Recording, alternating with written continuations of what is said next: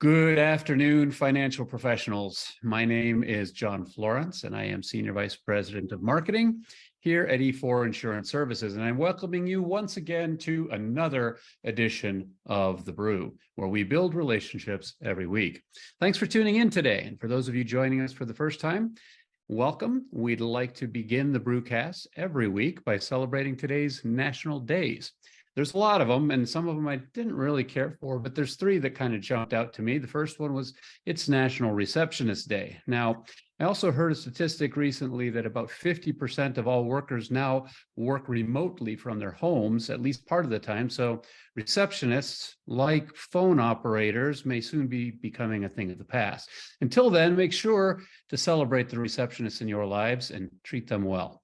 Today is also National School Nurse Day. Let's take a moment to celebrate the school nurses in our lives. I remember well, Nurse Garcia got to know me pretty well over the years, especially when I had a sudden tummy ache that miraculously coincided with a pop quiz or some kind of a class speech that I might have had to perform. So celebrate the nurses, the school nurses in your life. And lastly, today is National Clean Up Your Room Day. Moms everywhere will rejoice when you take a few moments to clean up your personal space. The mantra in our house was always mom saying, don't put it down, put it away. Very simple change. So on today's brew, we welcome back Jon Jacobs, Senior Vice President of Business Development with LIBRA Insurance Partners. Jon is going to share some of his thoughts and ideas about why the next 10 years aren't going to look like the last 10 years in the financial advice space, and understanding the shifting client and wealth management landscapes and how that's going to be critical for your continued success. Jon, welcome back to the Brew. I'm so happy to see you again. It feels like it's been ages, even though I know it's only been less than a week. That's true, John. I'm thinking about taking up residence in either North Dakota or Wisconsin, and apparently the winters are equally challenging in either location. Well, I'll definitely say they're worse in North Dakota than Wisconsin. Okay. Get a little bit milder, but yeah, we'd welcome you there.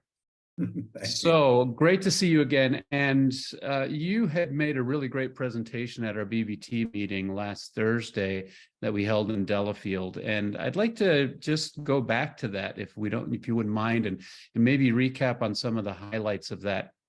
I think particularly what struck me is you were talking about the fact that we've got two really huge demographics that are out there that are kind of descending upon us in the financial advice world. Start off by talking with us about what's going on with the baby boomers and as much as it's affecting financial advice and recommendations that we're making to people. Yes. So first of all, thank you for having me back. It is, I think most of the people on this call, for whenever you started in the advisory space, you've been hearing about the boomers, and we've been talking about them really for certainly well over 30 years. The conversation has been about their accumulation of their assets. And frankly, as we've grown closer to the inflection point where they've started to enter retirement, actually select retirement, you now have 74 million people that are either actively in retirement or near retirement. And of course, as everybody on this call knows, in preparation for them, the preparation was around models and around ideas that didn't necessarily cooperate. If anybody on your call was forecasting a global pandemic and the impact it was going to have on assets and certainly interest rates, then I think we should get them to start their own hedge fund and economic forecasting business. So the boomers they're still an amazing group. It's not just how much they've built up their wealth, thanks to many people on this call, but to the point that they now represent the largest percentage of an average advisor's AUM in the United States, and about 65% of the investable wealth.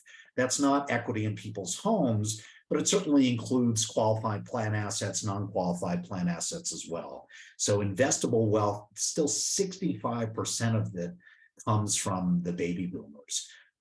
It also means that the withdrawals, well, the decreases in AUM, I think we all instinctively think about the first thing is about market corrections. And while that's true, market corrections aren't hopefully, fingers crossed, down for so long that they really have a long-standing impact on AUM declines or pressure to decline. The biggest thing that pressures decline in AUM for advisors is really regular income withdrawals. And that group that's pulling out that money on a regular basis are obviously our baby boomers. So the boomers also represent this seismic shift that we keep talking about in terms of the Great Wealth Transfer, GWT. By most metrics, it hovers around the $53 trillion mark. And I know I had to say that to myself twice when I first heard it, but that's an astronomical amount of money. It's several times the size of most of the countries around the world of their GDPs. So it's really an enormous amount of money that's going to move from the boomers, presumably to their children, and certainly to charities as well. And the impact on firms, right, for the people on your call, is for financial advisory firms of any ilk on any type of platform. It's really, firms will typically lose 70 to 80% of their assets when the wealth moves from Gen 1 to Gen 2. So it's not that 53 trillion isn't just an interesting number. It will show up in everybody's practices with everybody's clients. I would guess here on your call. I guess the last note too on the boomers too, John, is around when we talk about the Great Wealth Transfer. I'm always amazed. We look at Cerulli. I don't know if anybody looks at them every now and then. They do great research into the wealth management space. But out of all the strategies that we talk about to handle wealth transfer, so often it's dealing with the tax liability. But for the number one rated strategy to address the Great Wealth Transfer, not only retaining your clients, is regular communication. 81% of advisors polled in a recent Cerulli study on high net worth and ultra high net worth said that family meetings and regular communication is still considered the most effective wealth transfer planning strategy, because you're having conversations that in the absence of that dialogue may go sideways on all parties involved. Yeah, I think the baby boomers, these demographics that you're talking about are it's kind of mind-boggling when you stop and think about it. First of all, the dollar amounts of 53 trillion is just beggars the imagination and trying to figure out how much money exactly that is. But there's other issues, right? There is, as you say, the communication issue, and we know well that statistically speaking, the women are outliving the men. And in many cases, the original relationships that were started with when the advisors were gathering those assets were built with the traditional breadwinners of that family. And so that's where the lines of communication have been, and there aren't as strong a relationships with the surviving females. So you've got that issue. Then you've got the issue of, what is the relationship like with the beneficiaries to that massive wealth transfer, and how are advisors actually going about trying to build those to retain the assets over time? And I think, of course, the most probably concerning thing, as you say, when people die and pass away, that's a great opportunity, not an opportunity, but a reason why those assets are moving to other advisory firms. But what is the ultimate tax impact if, on all of the shifting of those assets? That to me is one of the biggest areas of concern. Absolutely. It's amazing how much I don't want to speak for anyone else on the call, but we've heard about creating a bridge, if you will. I'm a Gen Xer, and creating a bridge between myself and literally my kids with an advisor, that the advisor shouldn't be just focused on the people in their 60s, 70s, and 80s, obviously. And we see this show up in terms of M&A activity. I mention that only because it's an interesting data point. There is a discernible difference in the value of an advisor's book, whether that book's on a broker-dealer, an independent RIA, career agency system, in which you've got a plan a plan for communicating with Gen 2. There is a discernible difference, sometimes as much as literally like a 30 to 40% difference in valuations, or at least prices paid by an acquiring firm. So that speaks to how important this is. Even to your point of sometimes, again, I think you said it beautifully, the numbers we hear are so big, it just doesn't sound like something we've got to deal with. But the point is, the numbers are so big, the population's so big, we'd be hard pressed to find someone who's a financial advisor that isn't impacted by this demographic shift. Yeah. Yeah. So the baby boomers, we're kind of coming to the tail end of those. You said you're Gen X. I am actually a baby boomer. I was born in 1962. So I just barely made your generation, I guess. So we're coming to the tail end of my generation in terms of work life. What's the other really big demographic number, the demographic group, and how are we defining those or quantifying them? Yeah, so the millennials, and I feel like every time someone my age says the word millennial, there's supposed to be some joke at the end of it, from the cliches we've all been dealing with for the past 10 years. Setting those aside for a minute, clearly younger investors, but people up to and including now age 40 are part of the millennial generation. And again, John, at least for me, when I first read like how big this population is, they're just a tick below the baby boomers in terms of size of this demographic. It's 71.5 million people that are in this demographic, and they're just closing in on the earliest part of their peak earning years. So their earnings are escalating, obviously. They're have that period of peak earning years. And then on top of it, we just got done saying that in many cases, they're going to be inheriting some wealth, in many cases, a substantial amount of wealth. And just like retiring investors, they've got different needs, but like the baby boomers, for many people on this call, we have to address the issues of accumulation for the millennials, but they're going to go about it differently and some different issues.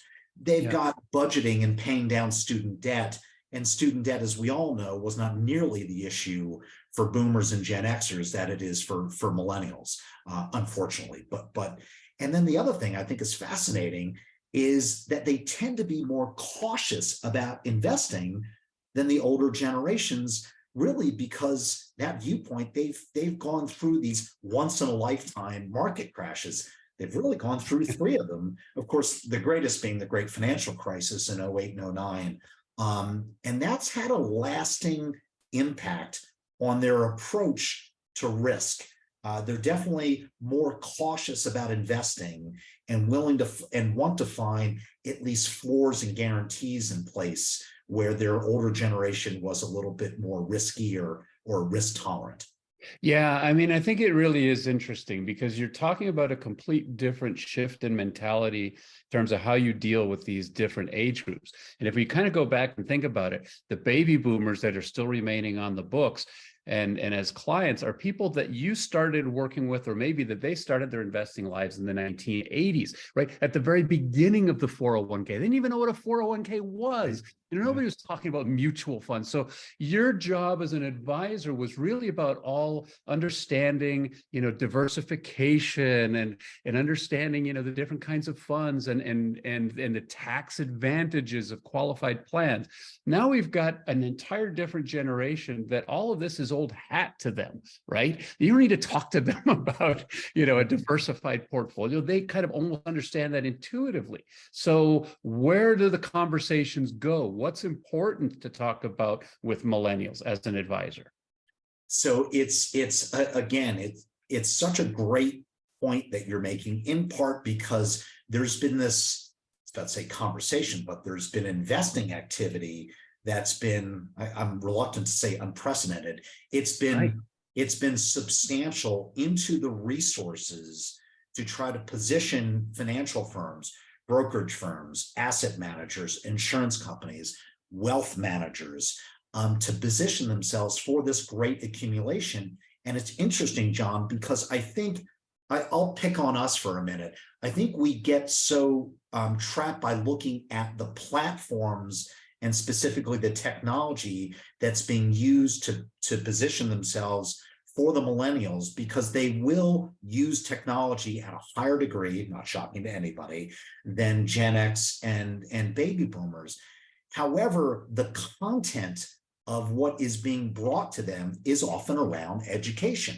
Now, the education is not apples to apples. It's not 1984 anymore, unfortunately, at least for great 80s music. But at the same time, it does mean that we shouldn't be so intimidated by the technology.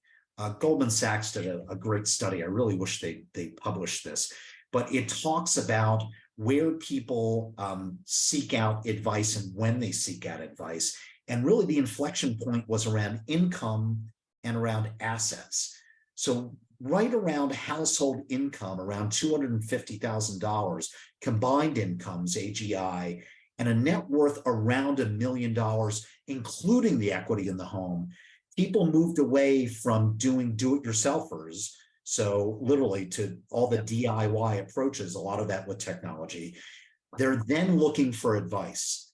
Now, the expectation is that their advisor uses technology primarily for communication, also for research, but that they educate them in the same way and manage their wealth in the same way that they would do on their own. So a use of technology, also addressing, as we touch upon this, downside risks. Don't skip over the downside risks. Not everything's rosy. You're not your parents' financial advisor, unless you actually are their parents' financial advisor.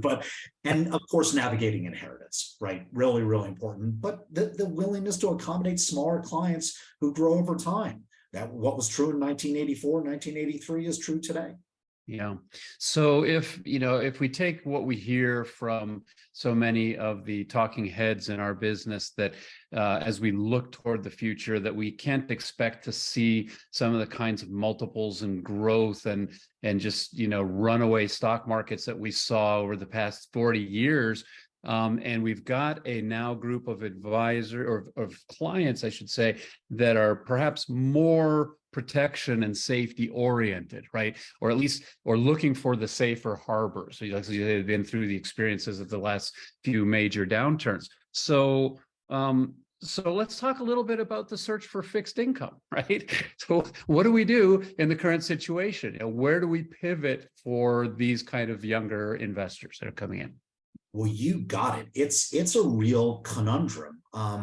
I think everybody in this call has heard or read that 60/40 is dead. I put that in air quotes because I don't think it's dead, but it's— You stole my last question. They're like, hey, let's talk about the dead 60/40 portfolio. It all goes together, right? These two things. Yeah, that's exactly right. And the modeling, so first and foremost, finding yield. Right. This has been a constant discussion, not only for financial advisors, but for institutions in an interest rate environment that was steadily cratering until it actually cratered a couple of years ago. So even though rates have risen, trying to find yield and risk-adjusted yield is still a challenge. I always say that BlackRock's a really good indicator of capital flows for average Americans, because they manage so much money for average Americans, inside qualified plans, outside qualified plans.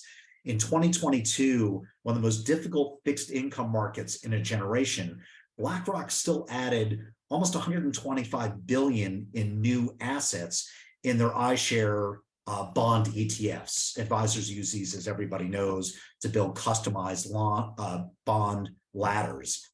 But at the same time, that's still a fraction. That's less or a little over 2% of the global fixed income market are in bond ETFs.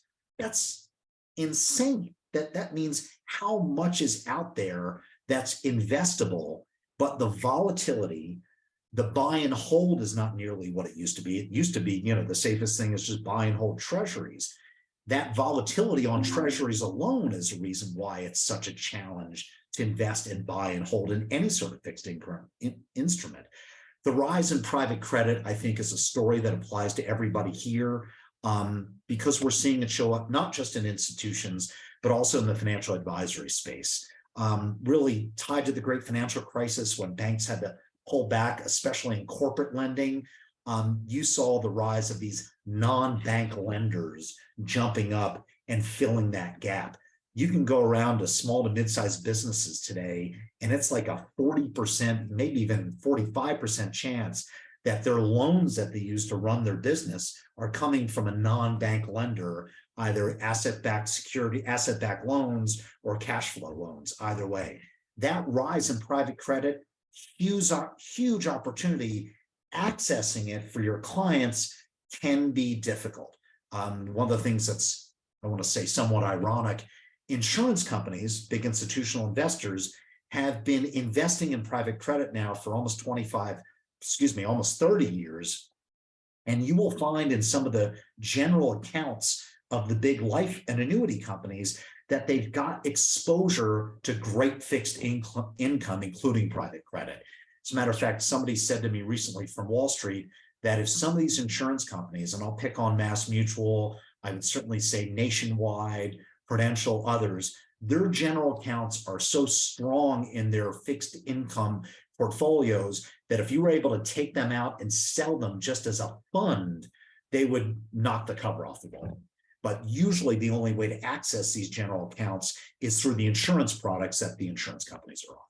Yeah, I mean, and that clearly, we're here because we're brokering various types of insurance products, and going to the first part of that demographic you were talking about. I mean, life insurance is an awesome place to go and a conversation to have with those clients when it comes to wealth transfer or the moving of those assets to the next generation. And on the other side, for those younger people that are searching for yield and protected growth, we've got the other side of the life insurance coin, which is the annuity side, and the opportunity to use both indexed annuities, perhaps, and maybe even some of the fixed interest vehicles that are out there, and get the protection and the safety that they're looking for, and get at least some kind of a modicum of growth. Seems like that's where the opportunities are. Yeah, it's somebody we can poke fun at the insurance industry, since we're poking fun at ourselves in some way.